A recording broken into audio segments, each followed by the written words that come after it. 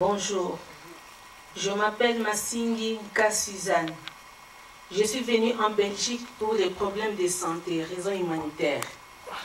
Je suis arrivée en Belgique en juillet 2005 avec un visa de l'ambassade belge en République démocratique du Congo pour me faire soigner. Après les diagnostics posés par le corps médical belge, il en résulte que je souffre d'un glaucome nécessitant un suivi régulier pour stabiliser la maladie à défaut de la guérir. J'étais obligée de rester pour le suivi médical et j'ai logé à gauche, à droite, chez les amis ou les connaissances.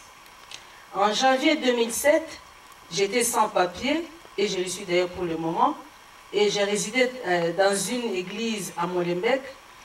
Je me suis adressée à la maison de quartier Bonne Vie afin de chercher une solution à mon problème de logement.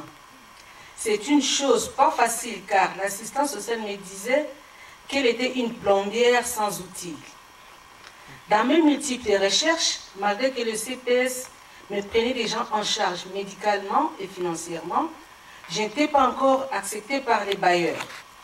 Il y avait un problème de discrimination. Lorsque je me présentais devant un bailleur, les réactions étaient diverses. Les uns, en voyant ma peau, me tournaient tout simplement les dos sans donner de réponse. Les autres réclamaient les fiches de paie et me disaient que les bénéficiaires de l'aide du CPS ne les intéressaient pas. En attendant un accent à consonance étrangère, l'appartement était déjà loué alors que les affiches étaient toujours là. Certains me demandaient une carte de séjour illimitée.